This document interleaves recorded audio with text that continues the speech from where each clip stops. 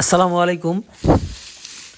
সম্মানিত খামারি ভাই বোন বন্ধুরা, আজকে আপনাদের সামনে যেই ঘাসটি কাটিং করা হচ্ছে এটি হলো অজানা হাইব্রিড ঘাস। এই ঘাসটি মূলত পানিতে এবং শুকনা জমিতে দুই জায়গাতেই হয়। মূলত যেসব অঞ্চলে আপনার 6 মাস পানি থাকে কিংবা 6 মাস শুকনো থাকে, ওইসব জমির জন্য এই অজানা হাইব্রিড ঘাসটি আপনারা রোপণ করতে পারেন। এছাড়াও যেসব জমিতে বর্ষাকালে প্রচুর বৃষ্টি হওয়ার কারণে 2 থেকে 3 মাস,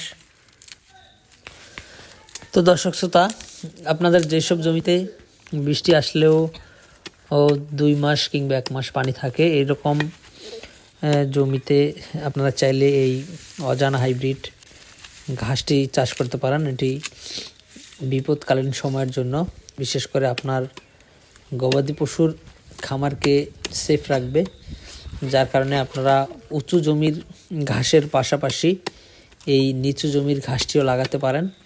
এগুলো হয়তো অনেকেই বলবে অনেক মোটা মোটা দেখা যায়, কারণ হলো আমরা অনেক দিন কাটিং করার জন্য রেখে দিয়েছি, যার কারণে আগা পর্যন্তই শক্ত হয়েছে এবং আগা পর্যন্তই কিন্তু কাটিং হয়েছে।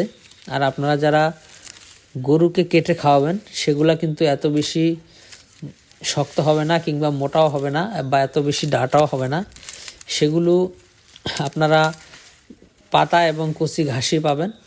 বিশেষ করে আপনারা 45 থেকে 50 দিনে যখন কেটে খাওয়াবেন তখন এই ডাঁটাগুলো কিন্তু আপনারা পাবেন না, তখন কিন্তু পাতা এবং ঘাসই থাকবে। তো দর্শক, এই অজানা হাইব্রিড এবং জার্মান হোয়াইট ঘাসের কাটিং আমাদের কাছে রয়েছে, আপনারা চাইলে আমাদের কাছ থেকে সংগ্রহ করতে পারেন।